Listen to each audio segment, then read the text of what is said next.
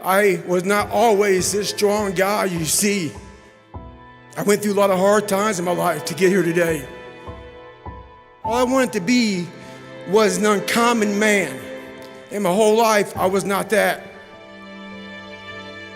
I was 6'1" and 300 pounds. I walked in the recruiter's office and he looked at me and he said, "You're fat and you're black." He said, I basically had to lose 106 pounds in less than 3 months.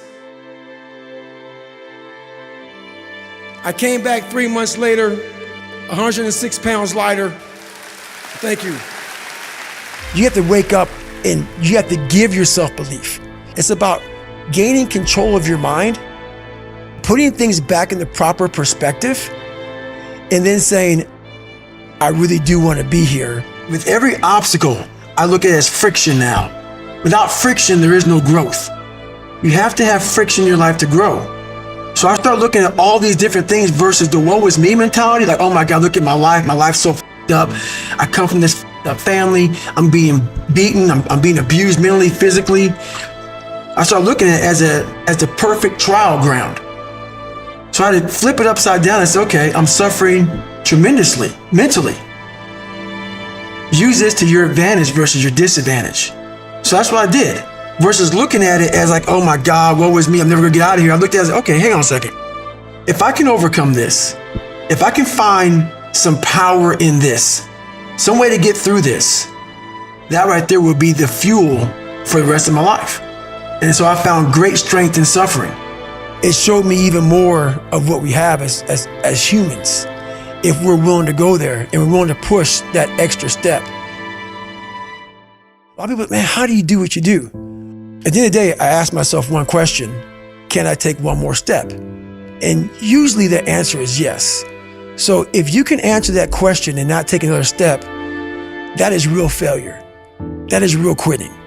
A lot of people can take one more step, but they choose not to. I don't know if you can take 2 steps. You got to answer that question after you take the first step.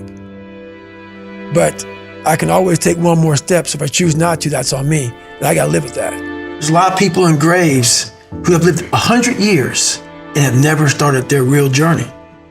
Your real journey starts when you go outside that box and you start climbing mountains. You start climbing mountains, and it goes on and it goes on. And just when you're getting ready to quit, you crest that final mountain, you get down and you look, and there you are. But you cannot find your peace you're looking for in yourself until you've overcome yourself. It seems like, especially with confidence, right, or self-esteem, there's a relationship between confidence and competence. Mm-hmm. So what you're looking to do is try and have what you believe that you can do be ahead of what you can do. Right. Now, you're not looking for it to be delusional. You don't want it to be able to believe that you can do something like fly, right? But you need to have a relationship between the two. But what people are asking for is for their confidence to be so far ahead of their competence, or without having even been competent at anything in the beginning. And that's just delusion. That's fantasy. Right. Well, I believe that you have to build belief. Belief is like, there's an after school special belief where the mom says, believe in yourself, and that's all great. But there's also a built belief. And the built belief is one, like for me, I came from a bad place. How I build belief is through the daunting tasks I put myself through. So that's proof positive that I can.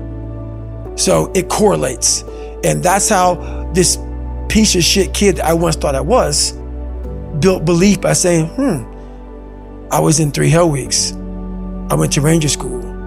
I tried out for Delta Selection. Undeniable stack of proof. That is proof, motherfucker. So whenever you think you can't, the confidence comes from the thing that you built.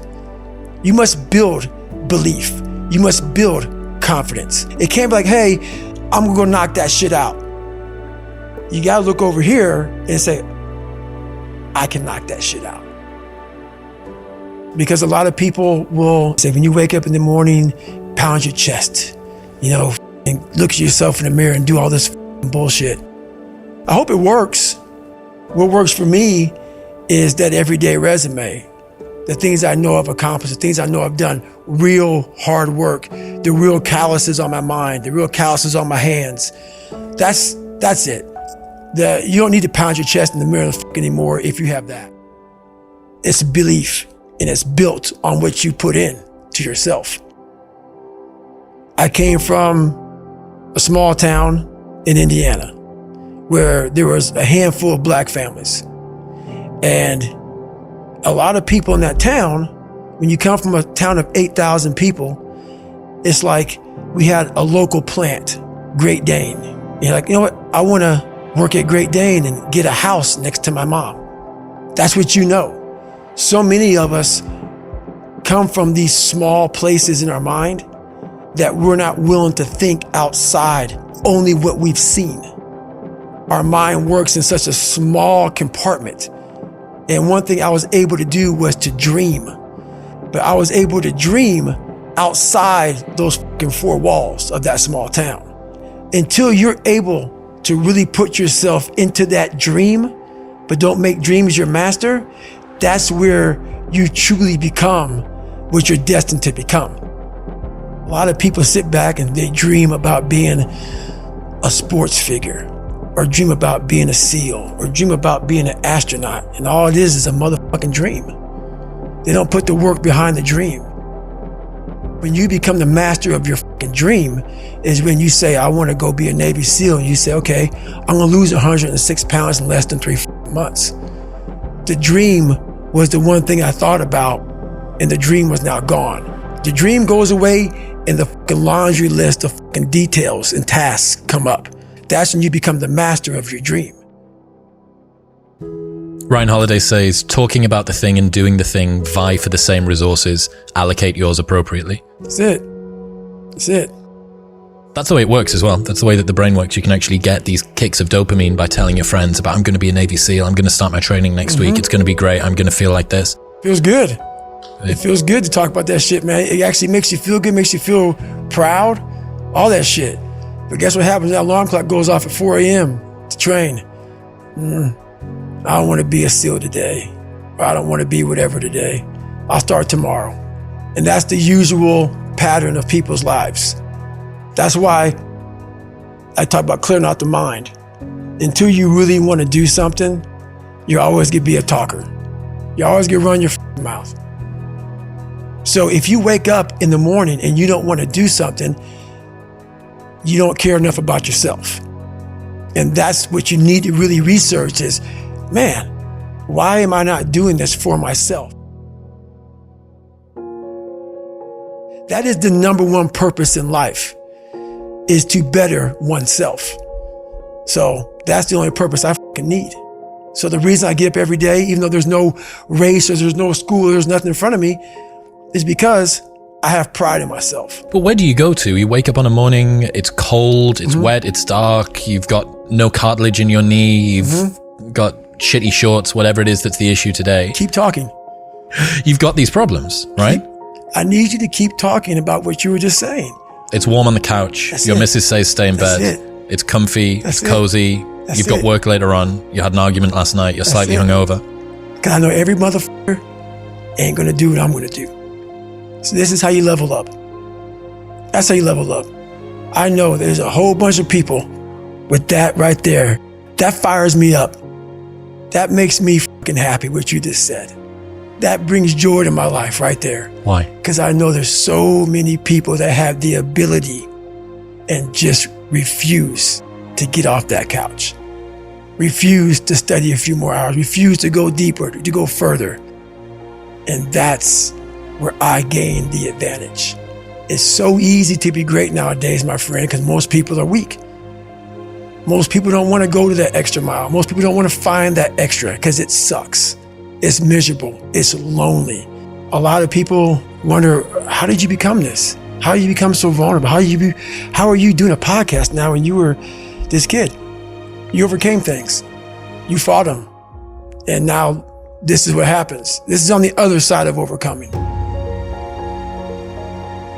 You become very, very powerful when you overcome yourself.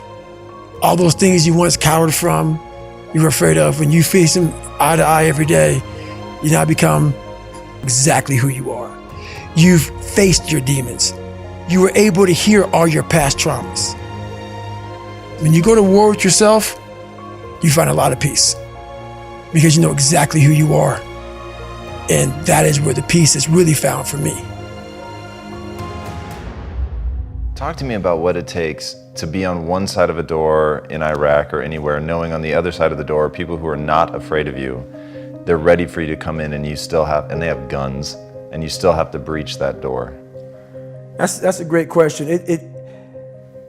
That's a very scary situation when you are on one side of the door and your mind is racing, because on the other side of that door, it could be no one. It could be 4 guys with 4 AK-47s. That door you're about to open could be booby-trapped. So once you open it, boom, your legs are gone. So there's 1,000 things you think about when you're the first guy, second guy, third guy, getting ready to go in a room and flood it. And that's why I talk about the warrior mentality. And that's why so many people are lost when I start talking. You have the right. You're lucky that you don't have to think like warriors think. You're very privileged. I chose this world to be a warrior. And I would choose it again if I came back to this world. But the mentality of a warrior is very different than normal mentality. You must be that person on that door, get ready to open it, thinking to yourself, if I die, so be it. The only way you can go in that door is knowing there's a great chance you're gonna die. It's like being a SEAL, you train with live ammo. You jump out of an airplane, everything you do, you could die. So to be a warrior, why people don't understand me, I'm glad you don't understand me. Merry Christmas, good on you. Because being a warrior takes a whole different mindset. A whole different mindset to know that there's a great chance I may not be in the military. Like I was in for 21 years. I'm lucky. I'm very lucky that I'm alive, able to talk to you, able to still run. But when you sign up on that dotted line to be like a SEAL, your mentality changes. I may not live. You gotta accept that. And that's the mentality you have. And that's what makes you a warrior. If you're scared to die, you're a bad warrior. I'm also looking at the guys to my left and to my right, realizing that we're here together, man. And I have to be strong for them. And they gotta be strong for me. A lot of people, either you like me or you don't, even in the SEAL teams, but when you get to that door or you get on that mission or you get on that op, all that shit's out the door, man. You know, you do it honestly. I mean, people say all the time in these movies, and you really out there fighting for that guy beside you. And you can't be a coward. Because you know what, and this is how I look at everything I do now in life, and this sums it up. I hated jumping out of airplanes. I hated shooting guns. I hated the job as a Navy SEAL. But I did it because I wanted to change myself. Everything I do, I'm not really comfortable doing. But if you choose to go that route, to go be a Navy SEAL, you might as well go be the hardest mother in the world. Because if you're choosing to do something, you have 2 routes. You can go there and be a little weak person and get through barely, and that's your reputation. Or you can go through the hardest guy you can possibly be, and that's your reputation. So my whole thing is, if you're gonna choose to open that door in Iraq or Afghanistan, open the mother and go in hard. Because they're gonna remember you by slowly opening it and peeking in. So if you're gonna open it, and you made the mind to open it, don't crack it open.